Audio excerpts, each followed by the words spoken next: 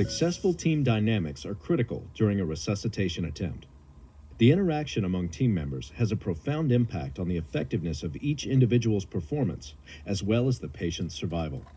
The better you work as a team, the better the potential outcome for your patient. That's why it's so important to understand not just what to do in a resuscitation attempt, but how to communicate and perform as an effective team, regardless of your role as team member or team leader. To appreciate good team dynamics, it helps to understand what happens when team dynamics fail. Let's watch the following example of poor team dynamics and see if you can spot the areas that need improvement. 2, 3, 4, 5, 6, 7, 8, 9, 10, 11, 12, 13. We've got a teenage boy in full arrest here. 17, 18, 19. Watch out, watch out! Move him over. All right. Stop. He's still strapped to the cot. All right. Move on 3. Ready? 1, 2, 3. When we got there, he just said he wasn't feeling very good. Let's go ahead and hook him up to the monitor. We need to ventilate. We've already shocked him twice, once about a minute ago. We need to get an IV started. Have you shocked him? 6. Yeah, last time a minute ago. James, take over compression. 11. Okay, I'm I've got fine. it. I'm I've got fine. it. I got it. What have you done besides shock? Just basic life support. Laura, can you take care of that IV? Okay. Who's documenting? Kayla. I'll get on it. The scenario you just watched presented some serious communication flaws, the kind of flaws that can derail a resuscitation attempt. Successful teams not only have medical expertise and mastery of resuscitation skills, they also practice good communication skills and adhere to the key elements of effective team dynamics. These elements help teams work together in the most efficient way possible. The American Heart Association has grouped the elements of team dynamics into 3 categories: roles, what to communicate, and how to communicate. Let's review those now, starting with roles. Clear roles and responsibilities should be immediately established. When all team members know their jobs and responsibilities during a resuscitation attempt, the team functions smoothly. The designated team leader should clearly define and delegate tasks according to each team member's area of competence. Every member on the team should know his or her limitations, and the team leader should be aware of them. Team members should ask for assistance and advice early, not when the situation deteriorates.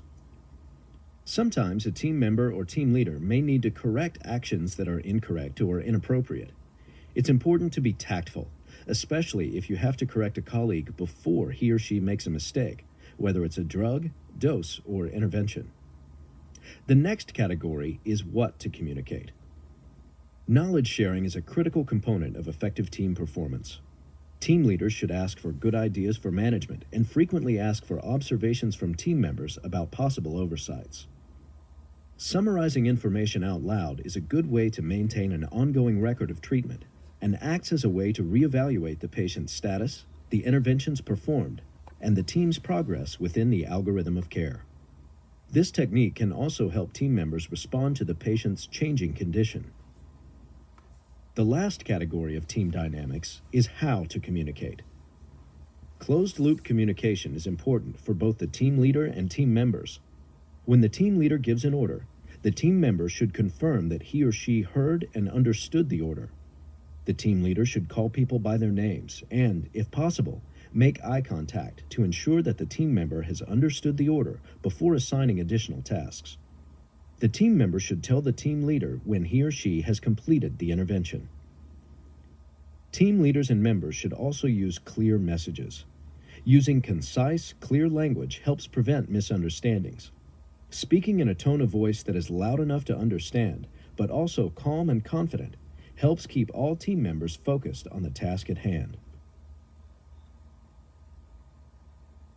All team members should display mutual respect and a professional attitude to other team members, regardless of their personal expertise or training.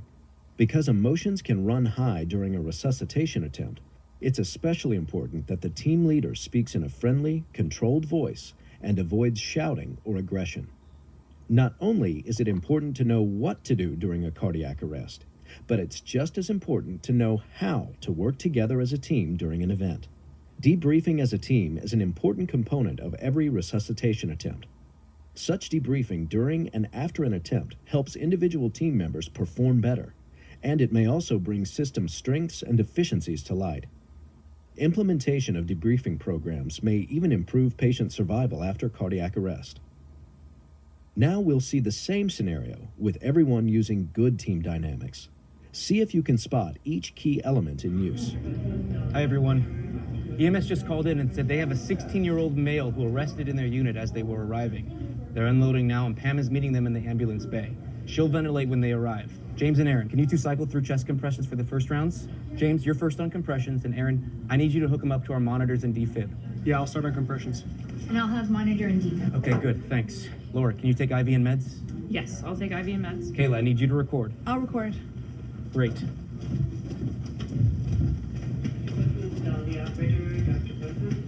Hi, we're a BLS crew with a 16-year-old male here, witnessed cardiac arrest precisely 3 minutes ago. We started compressions, applied our AED, and gave one shock with no rusk. We then gave a second shock at the 2-minute mark with no change that we could see. He has been easy to bag. Okay, thank you. Let's move him over at 30. 28, 29, 30. All right, 1, 2, 3. Okay, Mike, I'll take over compressions. All right, thank you. Good switch. James and Aaron, you can swap out compressions every 2 minutes or sooner if you get tired. Do we have an IV? No, I'm working on the IV now. Laura, if you can't get the next to stick, try an IO. I'm recording. Okay, monitor is attached. Hold compressions.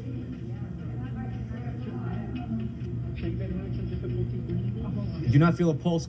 He's in PEA. Continue CPR. Okay, IV is in and flushed. Good. Kayla, can you provide a summary of the action so far? We've inserted an IV and attached a monitor. As you've just seen, designating team roles and good communication allow for a rapid and orderly response in an emergency situation. Clear direction and effective communication by all team members create an environment where patients have the best chance of survival. You'll now have a chance to discuss the elements of good team dynamics that you observed in this scenario.